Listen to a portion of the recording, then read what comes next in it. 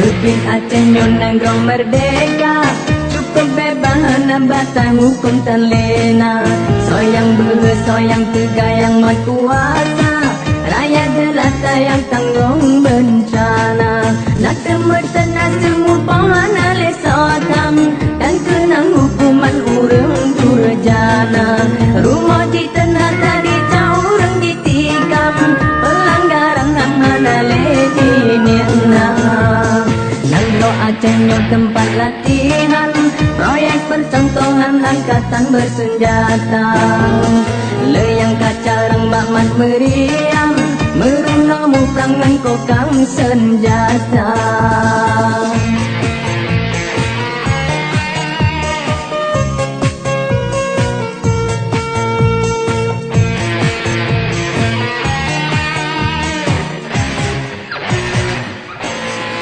Tragedi di tadi coba bayangkan, dalam kejadian dia terung donya. Udep-udep digari lenyang di pelang, kepitak kecantum di helanya.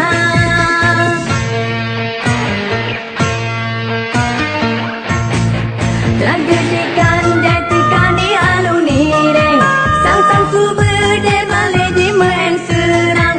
Gara-gara berutong side, angin miklen tekale melayang.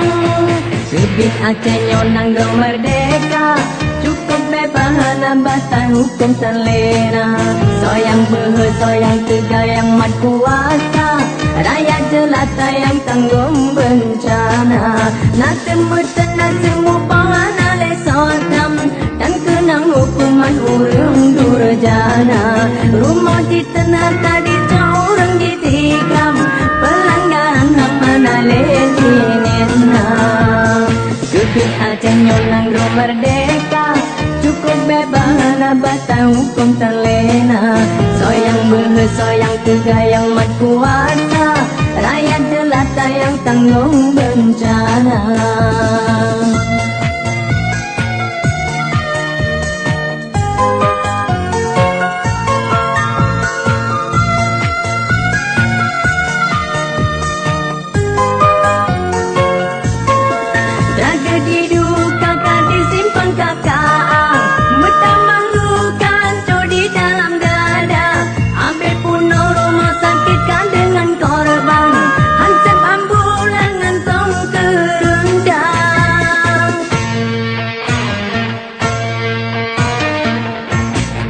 Tragedi betulan catatan sejarah, tempat roda rasi ulama. Santri dipedang di dalam komplek daya, sare ditimbang kenang senjata. Hukum di Aceh lebih rimba, yang mat kuasa lagi serigala.